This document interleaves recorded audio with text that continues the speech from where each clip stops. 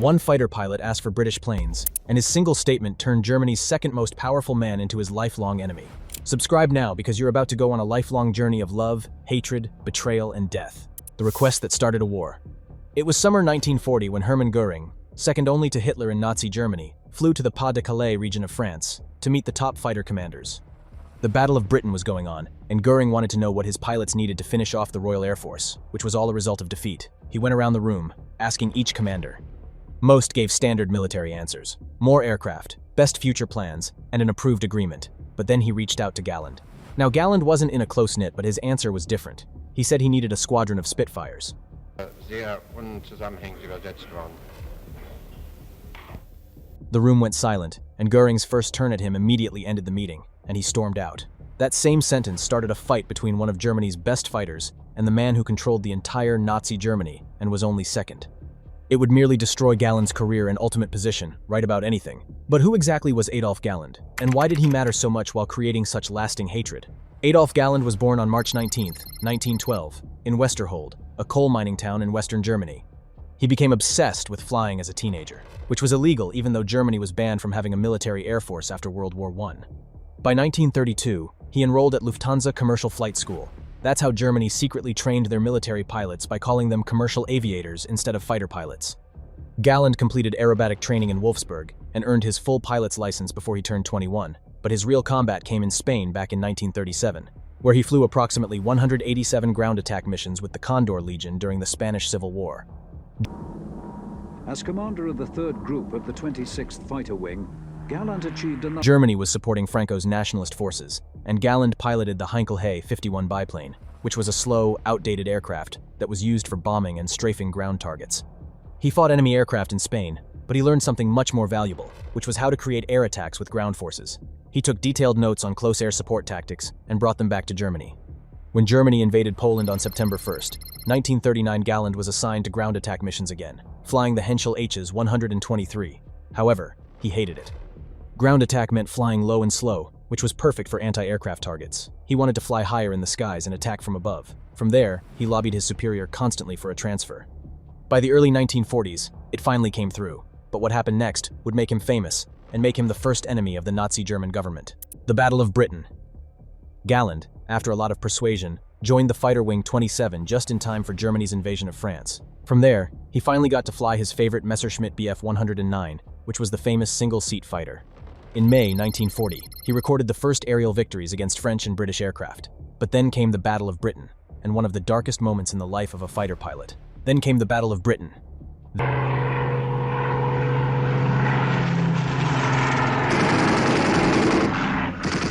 There, from July to October 1940, Galland flew combat missions from airfields in the Pas-de-Calais, the closest point in France to England.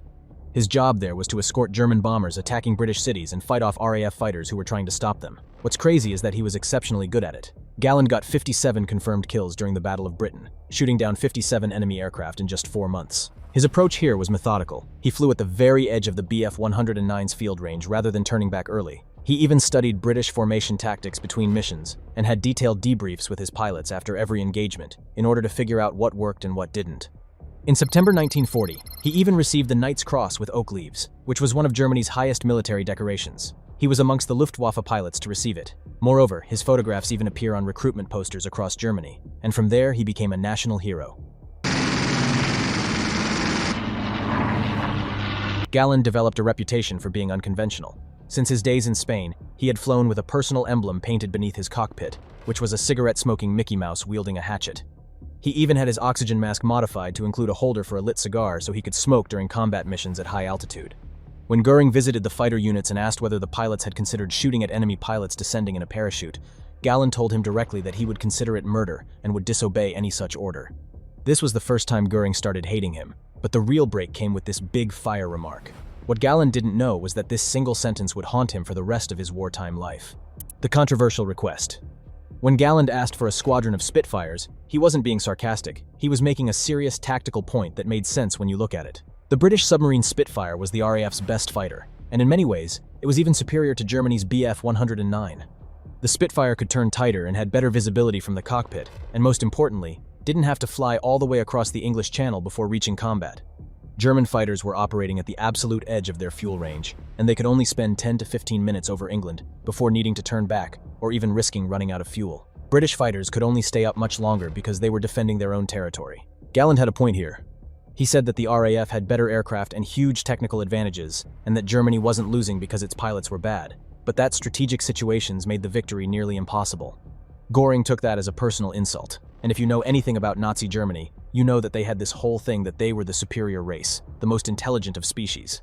He believed that the Luftwaffe was the most powerful air force in the world, and that every failure was due to a lack of courage from his pilots, not the strategic problem or the aircraft limitations. Verbänden an.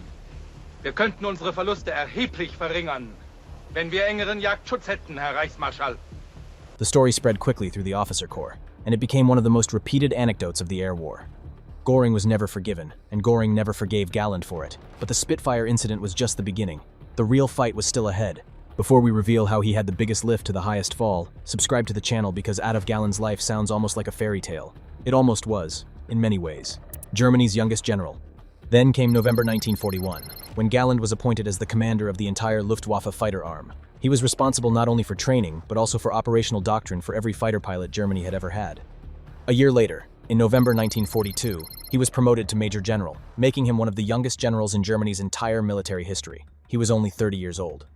Most officers in that position would have stopped flying combat missions, but Galland was the one to refuse. He was standing orders, prohibited senior commanders from flying in combat, but Galland ignored them.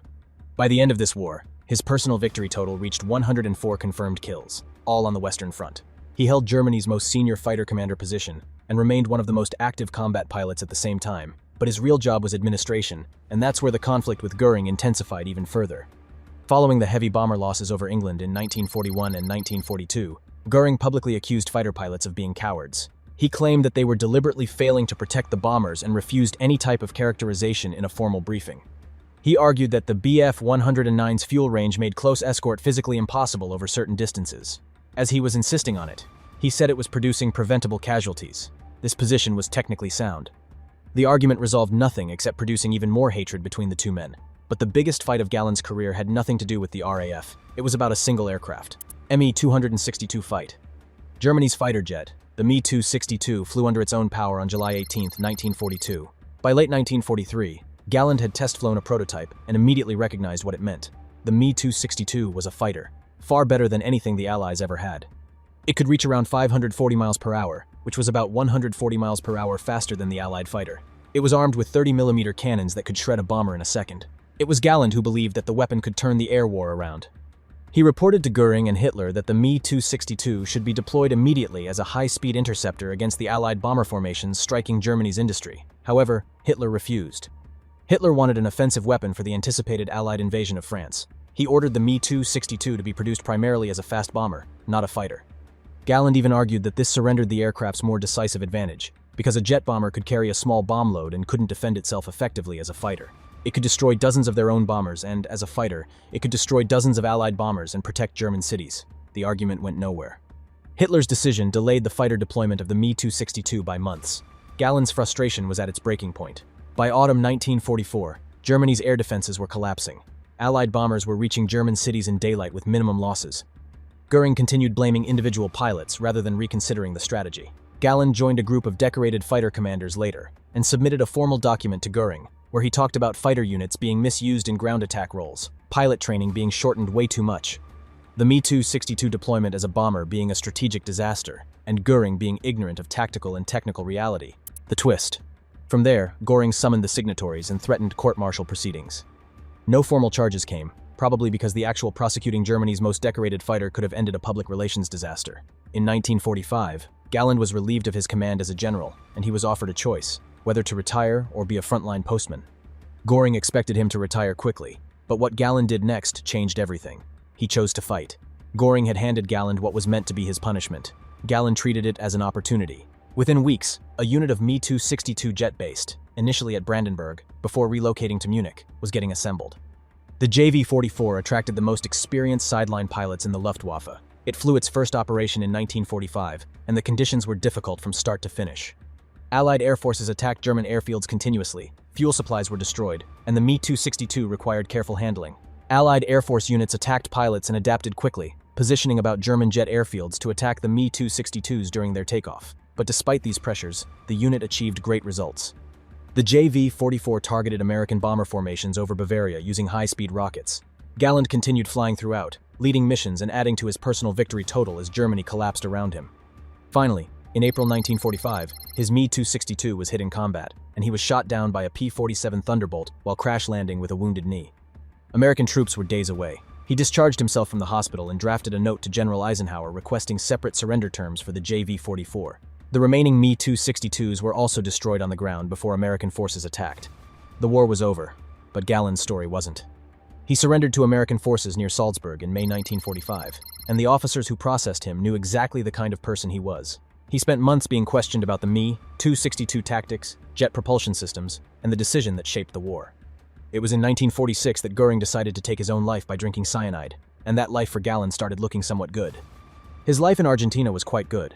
Back in Germany, he even opened an aviation consultancy in 1957, and in 1969, he served as a technical advisor. The reign of hatred came to an end, and Adolf Galland died on February 9, 1996, in Remagen, Oberwinter, aged 83, still flying until his late life. He was still arguing about the air war, and it was still impossible to ignore. Then came an interesting experience for Galland. In 1948, Kurt Tank, designer of the Focke-Wulf FW-190, contacted him with a proposal. The Argentine government was recruiting German aviation experts, and Galland sailed from Genoa in the following month. Do you think Germany could have changed the tide of battle if they listened to Galland? Let us know in the comments down below, and subscribe to the channel because we cover every dark side of history.